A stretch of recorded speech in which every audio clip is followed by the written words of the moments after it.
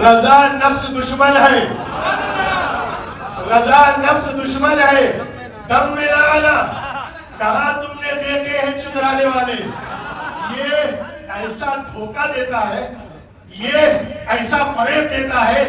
لہرا کر نعرے کا جواب دے، نعرہ تکبیر، نعرہ رسالت، نعرہ حیدری، نعرہ حیدری، اذان مخدوم سمنا۔ مولانا العظیم، محترم سامعین، سب سے پہلے تو میں اس اسپریچول ٹریننگ کیمپ کو قائم کرنے والے جو بھی حضرات ہیں ان کو دل کی گہرائیوں سے مبارکباد پیش کروں، اور یہ سلسلہ جو ہمارے مخدوم زادے حضرت علامہ سید محمد جیلانی میاں صاحب قبلہ اور پھر ان کے ولی عہد حضرت علامہ مولانا سید محمد حسینی اشرفی جیلانی صاحب قبلہ، جو پوری دنیا میں اس ٹریننگ کیمپ کے ذریعے لوگوں کی تزکیہ نفس کر رہے ہیں، لوگوں کے نفس کا جو تزکیہ کیا جا رہا ہے اور ان کو روحانیت کی طرف راغب کیا جا رہا ہے، یہ سمجھ لیجئے کہ ایسا ہے کہ پیاسا کنویں کے پاس جاتا ہے لیکن یہاں تو بادل خود آپ کے آنگن میں آ کر برس رہا ہے۔ یہ مخدومی فیض لے کے چل رہے ہیں، اور وہ سلسلہ مخدوم اشرف جہانگیر سمنانی کا جس سے کوئی سبھی واقف ہے، اور وہ فیض آپ کو گھر بیٹھے یہاں آ کے دیا جا رہا ہے۔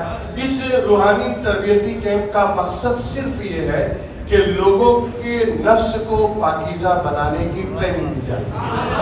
دیکھیے، آدمی جب پیدا ہوتا ہے نا تو تین چیزیں لے کر آتا ہے، تین چیزیں لے کر پیدا ہوتا ہے، ایک جسم لے کر آتا ہے، ایک روح لے کر آتا ہے، اور ایک نفس لے کر آتا ہے۔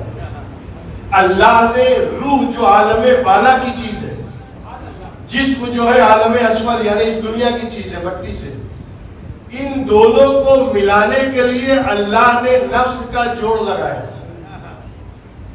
نفس کا جوڑ لگایا۔ اسی لیے کلو روحین ذائقۃ الموت نہیں ہے، کلو جسم ذائقۃ الموت نہیں ہے، بلکہ کلو نفس ذائقۃ الموت ہے۔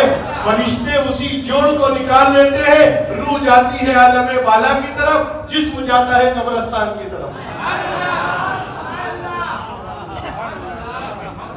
یہ نفس ہے جس کا تعلق جب جوڑ لگایا جاتا ہے تو اس کا تعلق روح سے بھی ہے اور اس کا تعلق جسم سے بھی ہے۔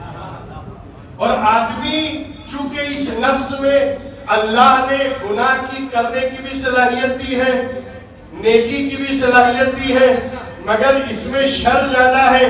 جب آدمی اس نفس کا غلام بن جاتا ہے اور وہ شر کی طرف چلا جاتا ہے، اللہ کے احکام پر عمل نہیں کرتا، رسول کی ہدایتوں پر عمل نہیں کرتا، پیغمبر کی شریعت کو چھوڑ کر اپنی طبیعت کے مطابق عمل کرتا ہے، تو ایسے انسان کو قرآن فرماتا ہے اولئک کالانعام بل ہم اضل، یہ جانوروں کی طرح ہے بلکہ جانوروں سے بدتر ہے۔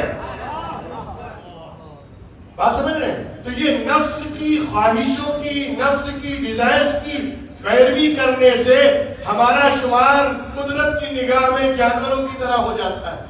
اور جب یہی نفس روح کی طرف مائل ہوتا ہے اور روحانیت کی طرف جاتا ہے تو پھر ایسا مقام ملتا ہے کہ فرشتے بستر پہ آ کے مصافحہ کرتے ہیں، فرشتے ان کی زیارت کو حاضر ہوتے ہیں۔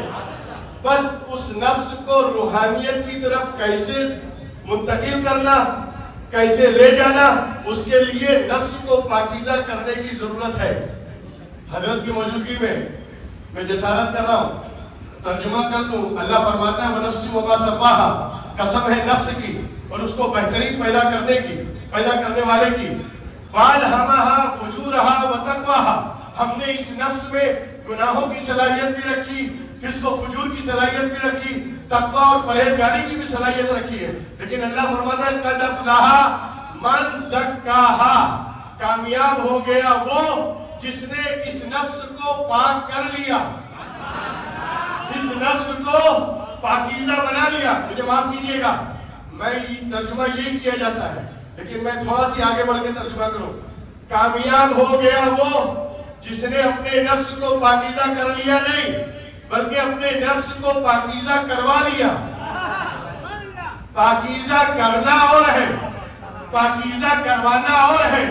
ارے اس نفس کو پاکیزہ کرنے کی ڈیوٹی ہماری نہیں ہے بلکہ اس نفس کو پاکیزہ کرنے کی ڈیوٹی اس کی ہے جس کے بارے میں قرآن ارشاد فرماتا ہے اس بعث فیہم رسولا منہم یتلو علیہم آیاتہ ویزکیہم. یہ نبی ہے جو تمہارے دلوں کو پاک و صاف کرتا ہے، جو تمہارے نفس کو پاکیزہ بناتا ہے. نبی کی ڈیوٹی ہے اور نبی کے صدقے میں جو نبی کے نائب ہیں، جو نبی کے جانشین ہیں، یہ ان کی ڈیوٹی ہے. خواجہ غریب نواز کی ڈیوٹی ہے، غوث جیلانی کی ڈیوٹی ہے، مخدوم سمنانی کی ڈیوٹی ہے، شاہ عالم قطب عالم کی ڈیوٹی ہے اور اولیاء بلاد اولیاء کاملین کی ڈیوٹی ہے. اور اسی فیض کو لے کر آج ہمارے درمیان مخدوم زادے ہیں. بس ہمارا کام ہے اپنے آپ کو، اپنے نفس کو ان کے سامنے پیش کر دینا اور مخدومی فیضان سے اسے پاکیزہ بنانا، یہ ان کی ڈیوٹی ہے. انشاءاللہ تبارک تعالیٰ میں بہت بہت مبارکباد پیش کروں گا. مختصر سی وضاحت میں نے آپ کے سامنے رکھی. اللہ تبارک تعالیٰ ہم سب کو نیک عمل کی ہدایت نصیب فرمائے. ایک مثال اور سن لیں اس نفس کے بارے میں. یہ نفس بہت ڈینجر چیز ہے، بہت ڈینجر ہے. اس کے بارے میں مجدد دین و ملت اعلیٰ حضرت فاضل بریلوی نے بھی فرمایا رضا نفس دشمن ہے، رضا نفس دشمن ہے، دم میں نہ آنا. کہاں تم نے دیکھے ہیں چندرانے والے. یہ ایسا دھوکہ دیتا ہے، یہ ایسا فریب دیتا ہے، یہ ایسا چکمہ دیتا ہے کہ دوستو عقل بھی کبھی کبھی اس کے دھوکے میں آ جاتی ہے. حالانکہ اللہ نے عقل دیا ہے نفس کو قابو کرنے کے لیے، مگر کبھی کبھی اس نفس کے دھوکے میں عقل بھی آ جاتی ہے. اسی لیے اس عقل کی ہدایت کے لیے اللہ نے نبیوں کو بھیجا ہے تاکہ وہ عقلوں کی ہدایت کریں. بلکہ موضوع دوسری طرف جائے گا. میں بتانا یہ چاہتا ہوں، آپ گاڑی چلاتے ہیں نا، بولو، بائک اسکوٹر چلاتے ہیں نا، اس میں کیا کیا ڈالتے ہیں آپ چلنے کے لیے؟ خالی پیٹرول، آئل بھی، انجن آئل، بریک آئل، نہ جانے کتنے کتنے آئل ڈالتے ہیں، ڈالتے کہ نہیں؟ لیکن گاڑی چلاتے کیسے؟ گاڑی کی غذا کیا ہے؟ پیٹرول. میں اسی طرف جاؤں گا. ایک ہے گاڑی. آپ کے پاس گاڑی نہیں تو چلاؤ گے کیسے؟ چلو گاڑی ہے لیکن پیٹرول نہیں ہے تو چلاؤ گے کیسے؟ تو گاڑی بھی ہے، پیٹرول بھی ہے. اب تو گاڑی چلے گی نا؟ نہیں چلے گی. گاڑی ہے، پیٹرول ہے، چلے گی نہیں چلے گی. کیوں؟ چلانے والا بھی تو چاہیے. تو یہ جسم ہماری گاڑی کی طرح ہے اور روح ہماری پیٹرول کی طرح ہے اور وہی نفس ہے جو اس کو چلانے والا ہے، جو اس کو ڈرائیو کرتا ہے، جو اس کو چلاتا ہے. اب اگر گاڑی چلانا ہے، قاعدہ جاننا ہوگا، قانون سمجھنا ہوگا، ضابطہ سمجھنا ہوگا کہ ٹریفک کا اصول کیا ہے، چلنے کے طریقے کیا ہے. اس مارکا ہے تو اس مارکے پہ رکنا ہے یا چلے جانا ہے، کہاں ٹھہرنا ہے، کہاں چلنا ہے، یہ سارے قانون جاننا ضروری ہے نا. ورنہ ہوگا کیا؟ ایکسیڈنٹ ہو جائے گا. اچھا جب ایکسیڈنٹ ہوتا ہے تو آپ گاڑی کو مارتے ہو یا پیٹرول کی دھلائی کرتے ہو یا ڈرائیور کو مارتے ہو؟ مارتے کس کو؟ ڈرائیور کو. اس لیے کہ یہی آئے بائے سائڈ چل رہا ہے، یہی غیر قانونی طریقے سے چل رہا ہے. مگر بتائے کون کہ یعنی قاعدہ کیا ہے، اصول کیا ہے؟ یہ قاعدہ گورنمنٹ بناتی ہے، یہ قاعدہ گورنمنٹ بناتی ہے. اگر اس نفس کے ڈرائیور کو صحیح چلانا ہے تو مدینے کی گورنمنٹ سے پوچھنا پڑے گا شریعت کیا ہے، طریقہ کیا ہے، اصول کیا ہے. جب اس اصول کے تحت چلیں گے تو یہ ڈرائیور صحیح چلے گا اور آئے بائے چلے تو جس طرح دنیا میں پنشمنٹ دیا جاتا ہے اسی طرح آخرت میں بھی سزا ملنے والی ہے. اللہ تعالیٰ ہم سب کو نیک عمل کی توفیق دے.